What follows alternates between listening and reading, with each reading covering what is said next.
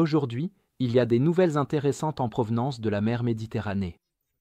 Ici, une série d'explosions impliquant des pétroliers de la flotte fantôme russe a été signalée, suggérant un sabotage ciblé visant à saper le commerce illicite de pétrole de la Russie et ses tentatives de contourner les sanctions occidentales. Bien que personne n'ait revendiqué directement la responsabilité, le schéma clair de ces événements laisse penser que le service de renseignement ukrainien pourrait être à l'origine de ces frappes destructrices.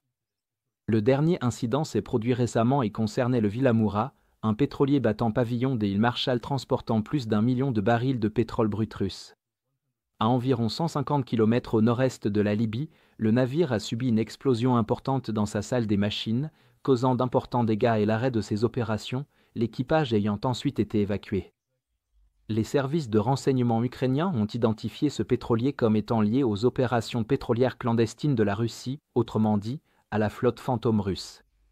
Auparavant, en mars, l'Andromeda Star, un autre pétrolier de la flotte fantôme, avait connu une explosion similaire près du Danemark. L'explosion dans sa salle des machines avait gravement endommagé la propulsion et la navigation, entraînant une collision avec un autre navire non identifié. Les autorités avaient d'abord évoqué une défaillance mécanique, mais des soupçons de sabotage délibéré sont rapidement apparus en raison de l'implication du navire dans des activités sanctionnées. 2 incidents notables se sont produits en février. Dans le nord de l'Italie, le pétrolier Sijoel a subi 2 explosions successives, d'abord dans sa salle des machines, puis dans sa cale à cargaison, provoquant d'importants dégâts et déclenchant un incendie de longue durée. Les enquêtes italiennes ont ensuite révélé l'utilisation d'un explosif sous-marin magnétique ou mine ventouse. Plus tard ce mois-là, le Grèce Ferrum a été attaqué de manière similaire au large des côtes libyennes, provoquant une brèche importante dans la coque et un déversement massif de pétrole. Janvier a marqué le premier événement de l'année, avec l'explosion du Sea Charm dans un port turc. L'explosion dans son compartiment de stockage de carburant a déclenché de vastes incendies, détruisant la cargaison. Les autorités turques ont rapidement maîtrisé l'incendie, mais les preuves indiquaient clairement un sabotage délibéré visant à perturber les exportations de pétrole russe. Ces attaques coordonnées suggèrent fortement des opérations de sabotage sophistiquées.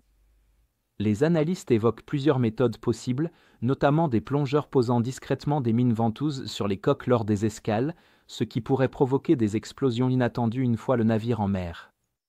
Une autre option consisterait à ce que des infiltrés placent discrètement des explosifs à bord lors de la maintenance de routine ou que des agents de service de renseignement soudoient des membres d'équipage de confiance pour dissimuler et déclencher des engins explosifs une fois au large.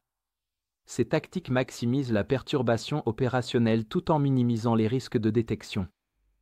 La mise en œuvre de tels actes de sabotage nécessite une planification stratégique et des réseaux logistiques solides. Les forces spéciales ukrainiennes, déjà actives à l'échelle mondiale, notamment en Afrique pour contrer l'influence russe, pourraient utiliser des bases navales alliées à l'OTAN dans des pays comme la Pologne, la Turquie ou la Roumanie comme point de départ secret. Ces bases facilitent le déploiement rapide, le soutien logistique et la couverture opérationnelle, des éléments essentiels pour réussir un sabotage maritime. Les ports présentant des mesures de sécurité faibles, une corruption généralisée, ou les deux, comme ceux de Libye et de Syrie, constitueraient également des points d'infiltration idéaux. Un contrôle minimal et des responsables facilement corruptibles créent des conditions favorables à la pose d'explosifs.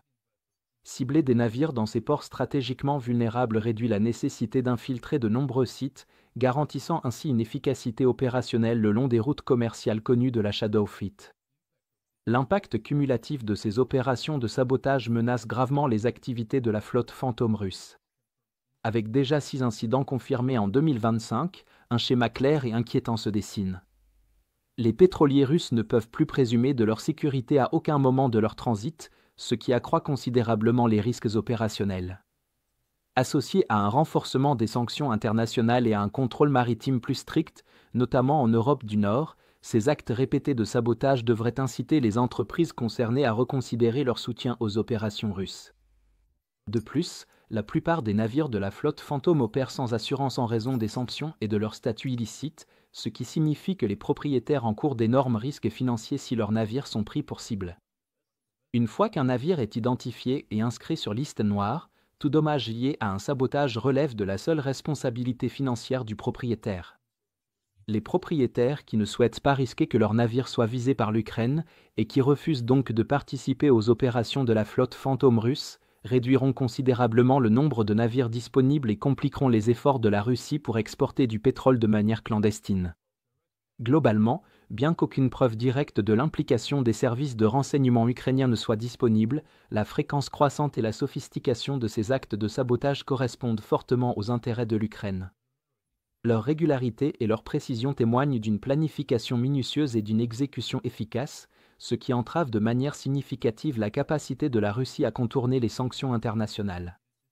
Cette perturbation ciblée sape systématiquement les exportations de pétrole russe, offrant un avantage stratégique considérable à l'Ukraine en paralysant les sources de revenus essentielles de Moscou, qui finance directement son effort de guerre en cours.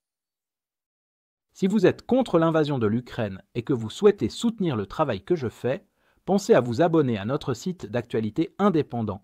Vous y trouverez nos analyses stratégiques exclusives, des aperçus complets de tous les fronts et des vidéos d'analyse tactique régulières. En vous abonnant, vous montrerez non seulement votre soutien à cette chaîne, mais vous aiderez également à défendre le journalisme indépendant. Le lien vers notre site est dans la description. Merci d'avoir regardé ce reportage et je remercie tous ceux qui ont décidé de nous rejoindre.